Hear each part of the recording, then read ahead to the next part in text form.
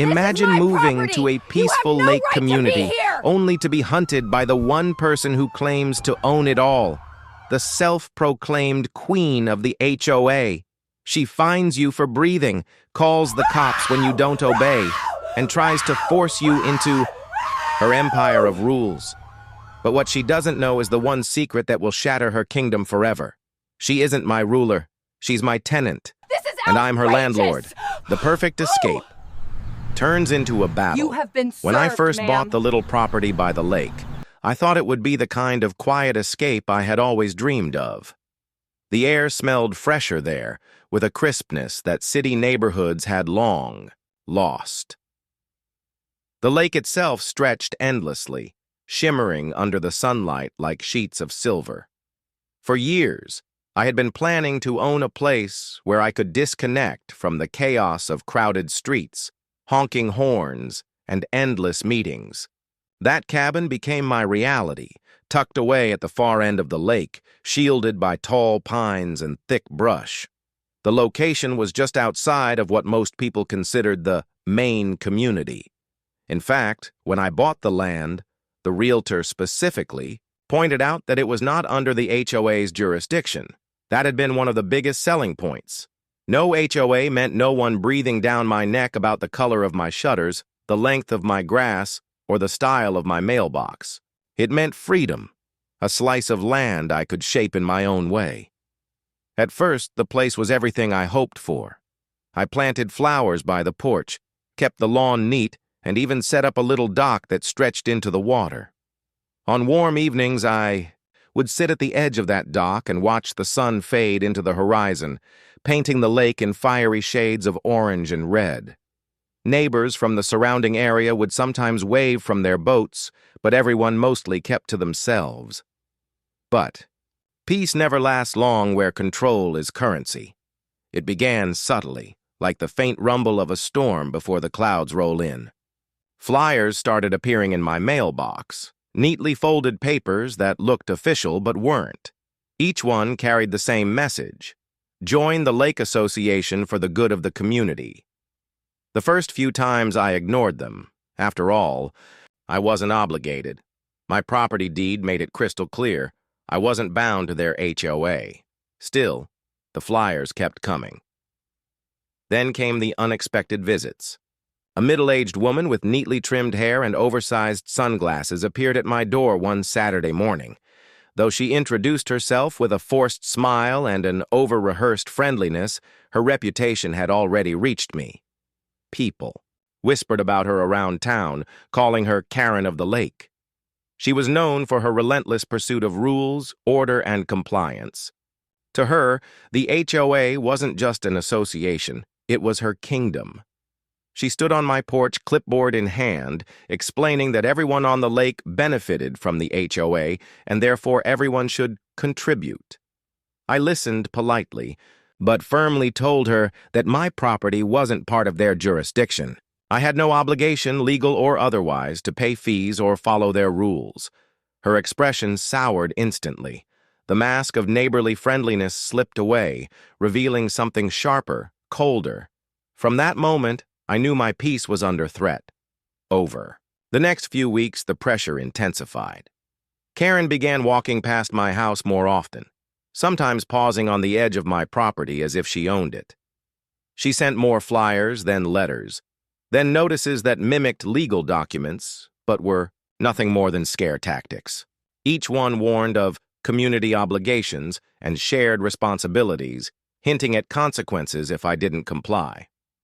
The turning point came one afternoon when I returned home to find a neon orange notice taped to my door. In bold letters, it You have read, been served, "Final ma'am." warning. Failure to join will result in escalation." It was laughable, but also unsettling. Who did she think she was? She wasn't the law, and she certainly wasn't my landlord. What Karen didn't know was the irony of it all, because while she strutted around the neighborhood acting like she ruled every square inch of it, I happened to own the very house she lived in. Years earlier, I had purchased multiple properties in the area as investments. One of them, A modest but well-kept two-story house on the corner was rented out to none other than Karen herself. She didn't know the landlord's name, of course. The property was managed through a rental agency, and I had always kept my identity private. To her, I was just another faceless owner in the background. That detail would become the twist she never saw coming. But for now, I kept quiet. I wanted to see just how far she would go. Her tactics escalated quickly.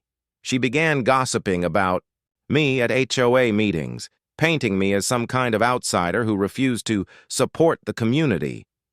Neighbors started giving me sideways glances when I passed by. Then, one evening, the flashing red and blue lights of a police car appeared at the end of my driveway. The officer stepped out, looking apologetic, but bound to duty. Someone had reported a non-compliant resident causing disturbances in the neighborhood. Of course, it was Karen's doing. She had called the cops because I refused to join her precious HOA. That night, as the police drove away after finding nothing wrong, I sat on my porch in silence. The lake glistened under the moonlight, calm and steady, as if mocking the storm. Karen was trying to unleash. I realized then that this was no longer about a simple disagreement. This was about power, about control. And Karen was about to learn that she had picked the wrong person to fight. Karen's web of control. After the night Karen called the police on me, things in the neighborhood shifted. For most people, police cars parked outside a home meant trouble, and whispers spread like wildfire. I noticed the difference almost immediately. Neighbors who once gave me polite nods now avoided eye contact. Some crossed to the other side of the street when I walked past.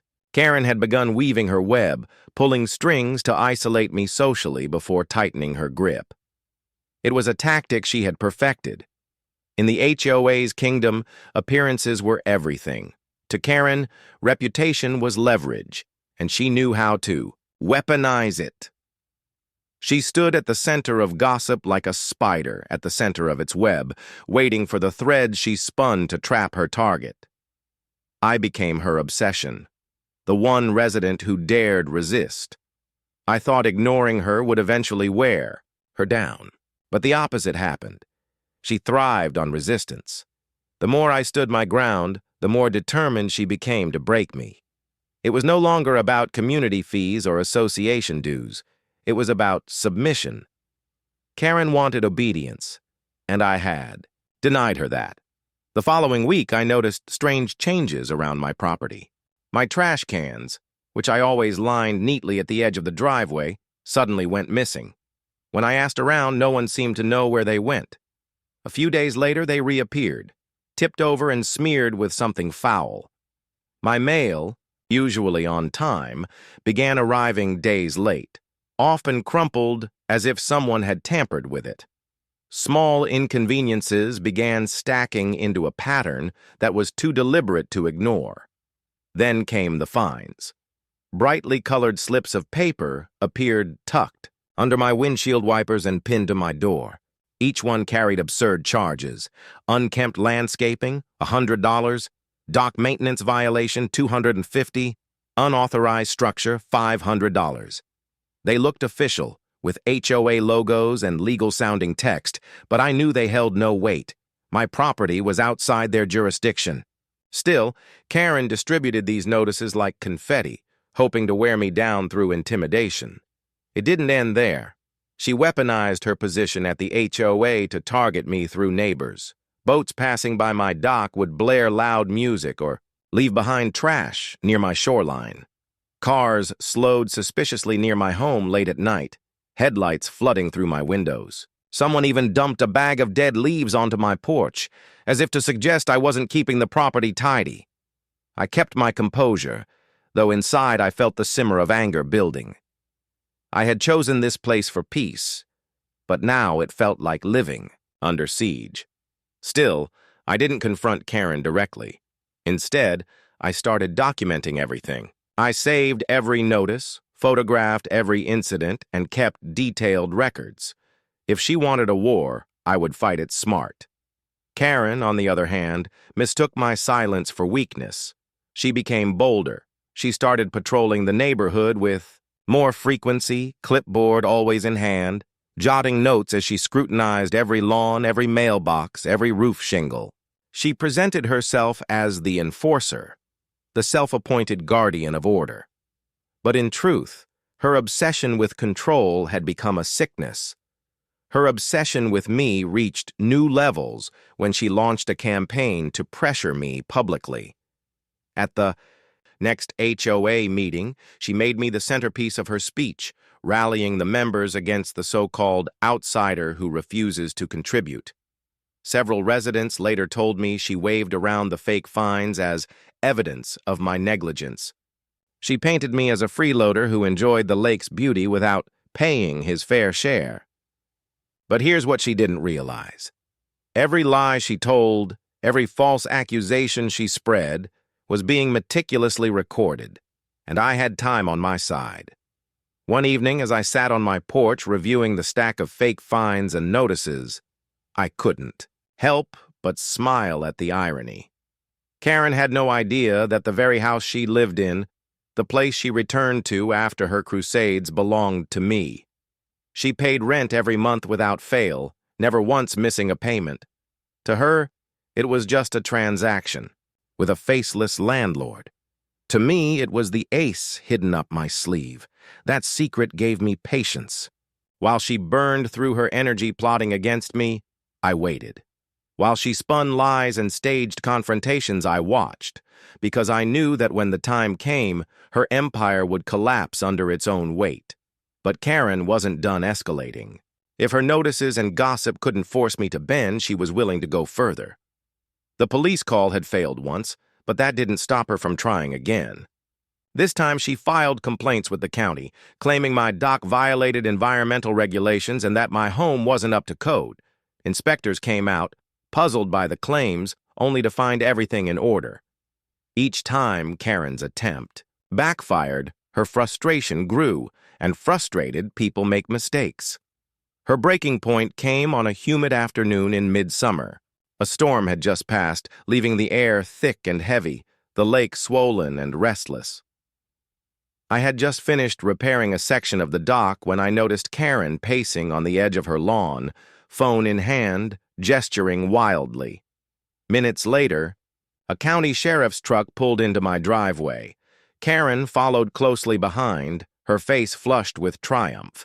She had accused me of illegally occupying HOA property. She claimed the boundary lines extended into my land and that my dock crossed into association waters. The sheriff looked skeptical, but was obligated to investigate. Karen hovered nearby, convinced she had finally cornered me. But boundary lines don't lie. My paperwork was airtight, my property deed precise. Within half an hour, the sheriff closed his notebook, apologized for the inconvenience, and drove away. Karen stood frozen, her victory snatched away before it could materialize. I watched from my porch as she stormed back to her house, her carefully maintained mask cracking under the weight of failure. She didn't know it yet, but her downfall had already begun, because the next step would no longer be her escalation. It would be mine. Cracks in the Queen's crown, Karen's storm of control didn't end after the sheriff left my property empty-handed. If anything, the failed attempt only deepened her obsession. People like her thrived on power the way plants thrived on sunlight. Denied a victory, she grew restless, her hunger to win twisting into something more desperate. In the days that followed, I noticed her patterns shifting. She no longer strutted the neighborhood with the smug confidence she once wore like armor. Instead, she paced, hovered, lingered. She still made her rounds, clipboard in hand, but now her eyes darted nervously, as if searching for cracks in the world she ruled.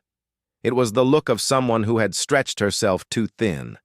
Behind her facade, the foundation of her little empire had begun to fracture. The gossip she spread about me, though poisonous at first, was starting to lose its potency. Some neighbors had grown weary of her constant drama. At block gatherings, whispers began to circulate not about me, but about her. about the endless fines, the ridiculous rules, the way she called the police for trivial matters. Slowly, doubt was seeping into the very crowd she relied on for validation. I noticed subtle changes. A neighbor who once avoided me gave a small nod as I passed. Another offered a half-hearted wave from across the street. People were starting to realize that maybe the outsider Karen demonized wasn't the real problem. But Karen, blind to the unraveling threads, doubled down. She turned her focus back toward me, convinced that breaking my will was the key to restoring her grip on the community. One morning, I woke to the sound of hammering. At the edge of my property, where the pines grew thickest, Karen had erected a garish wooden sign. Painted in bold red letters, it declared, "Private HOA property, trespassers will be prosecuted." The audacity was breathtaking. The sign stood squarely on my land, staked into soil I owned. She had crossed from intimidation into outright trespass. I didn't remove it. Not yet. Instead, I documented it carefully. Photographs, timestamps, even a short video. Every move she made became another stone in the wall I was quietly building. The escalation continued. She left threatening letters, tucked under my door, warning of severe legal consequences if I didn't join.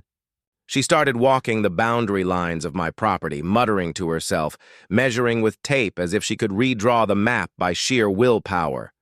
Once I caught her pointing at my house while speaking with a cluster of neighbors, her gestures sharp and frantic. Their uneasy expressions told me they weren't entirely convinced by her story. And still, I waited, because all along I held the trump card.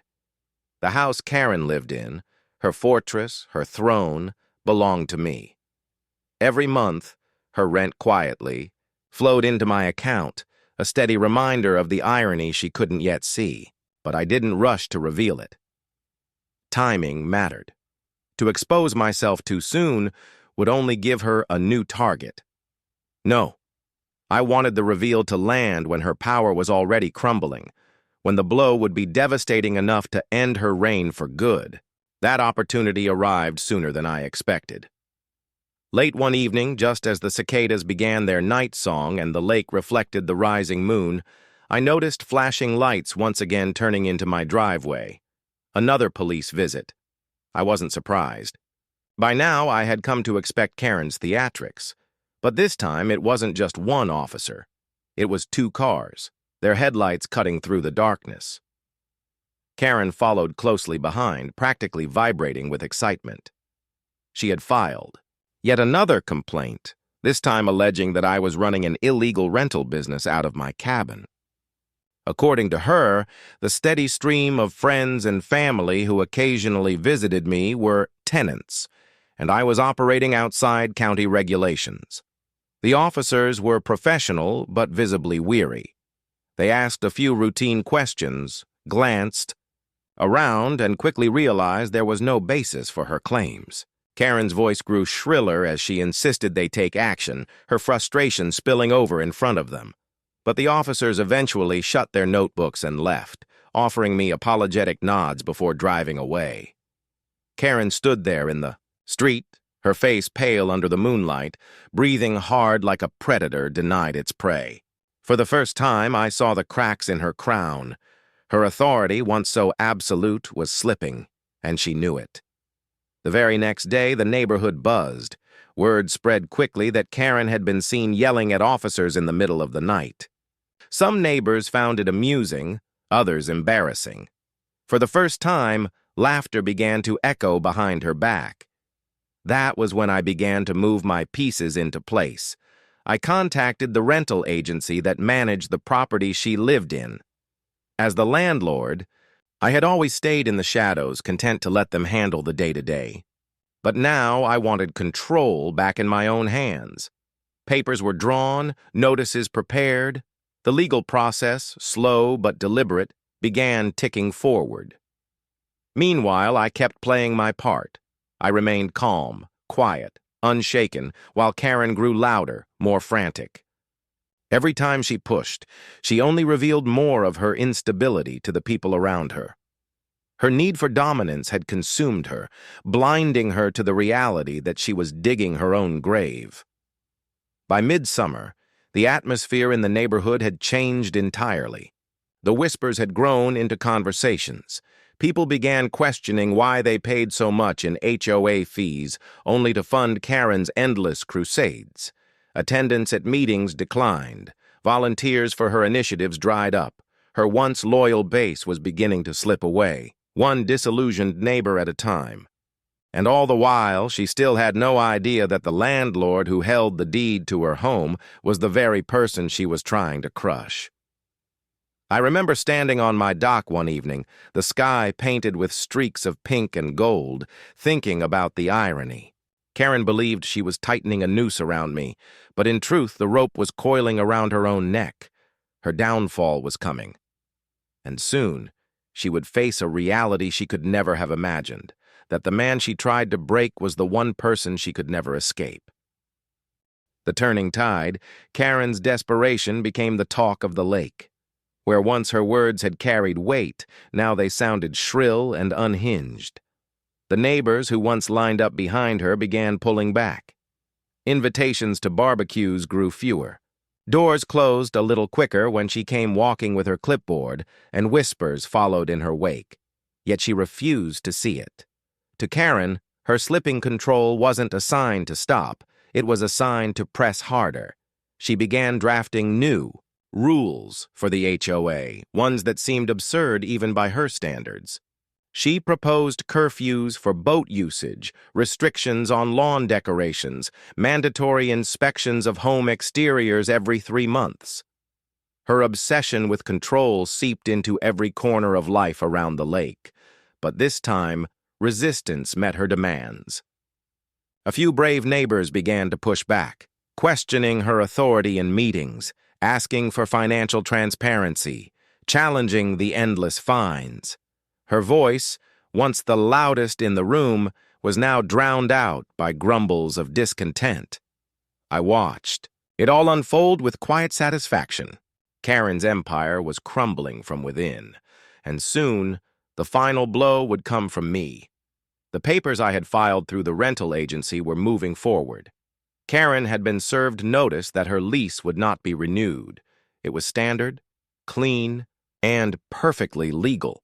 The agency delivered the message with formality, and Karen received it like a slap in the face. To her, it was a betrayal she couldn't comprehend. After all, hadn't she been the model tenant, always paying on time?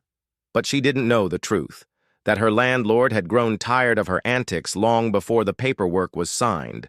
Her reaction was immediate and explosive. Neighbors reported hearing her shouting late into the night, pacing her yard while ranting on the phone. At HOA meetings, her temper boiled over, leading to shouting matches that left members storming out in frustration.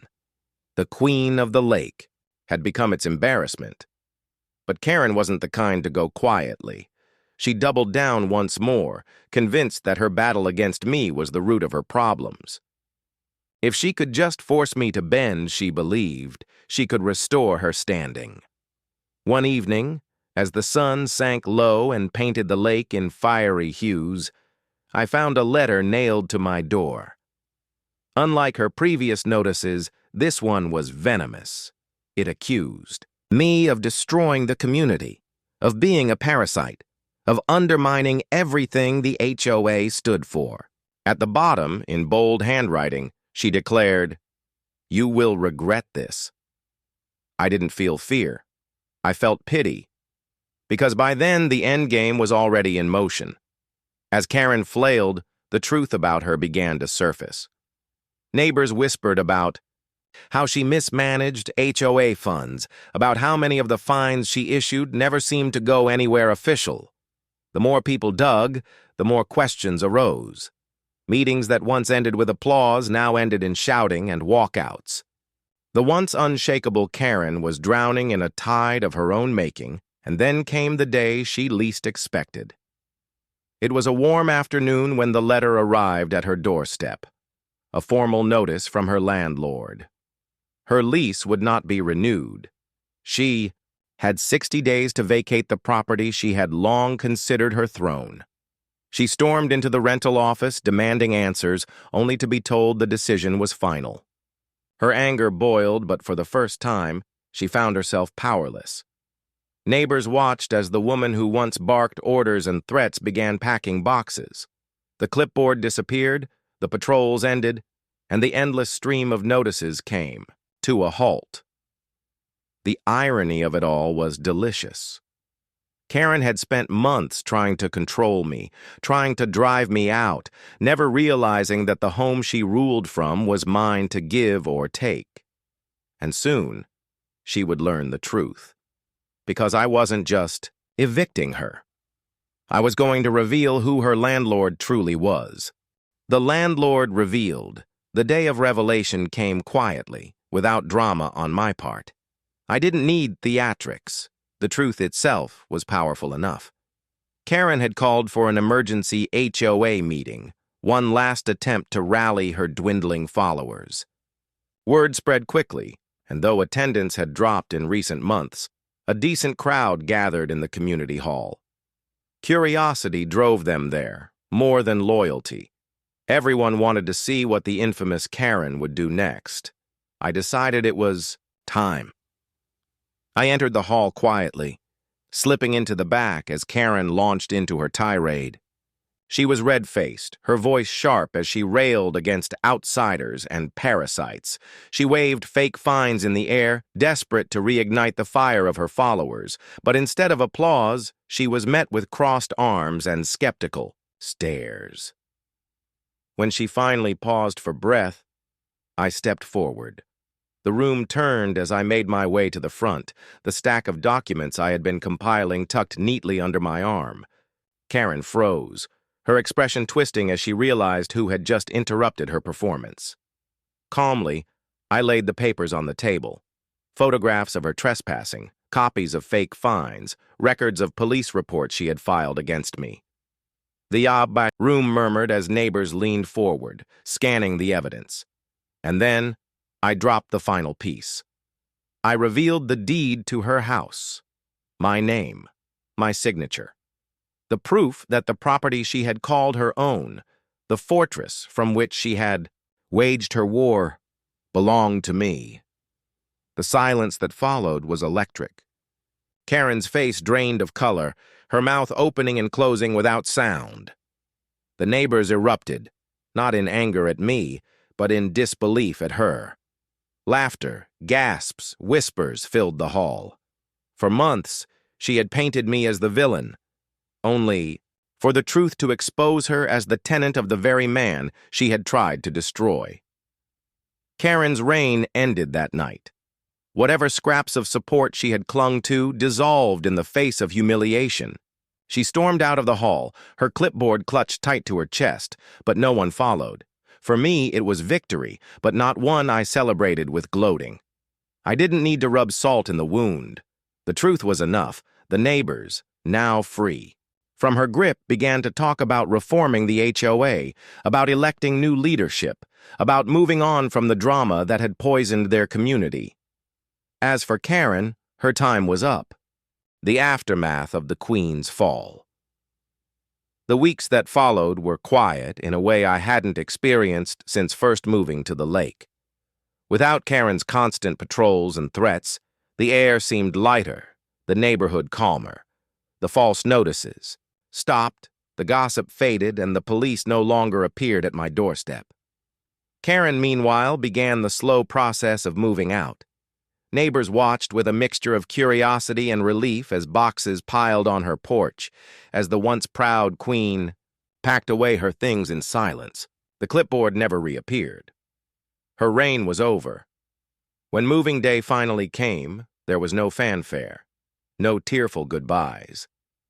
A truck pulled into the driveway, loaded with her belongings, and by evening the house stood empty. For the first time in years, the neighborhood was free from her shadow. I stood on my dock that night, the lake shimmering under the stars, and felt the peace I had sought finally return. It wasn't just the quiet of the water or the rustle of the pines. It was the knowledge that the storm had passed, and I had endured it without losing myself to anger or fear. Karen's downfall became a story whispered around the lake, a cautionary tale about control and pride. Neighbors spoke of it with a mix of amusement and disbelief, shaking their heads at how far things had gone. Some even approached me with apologies, admitting they had believed her lies at first. But I didn't hold grudges. To me, the lesson was simple. Power built on fear and control will always crumble. The lake returned to being what I had wanted all along, a place of peace, of freedom, of quiet evenings and golden sunsets.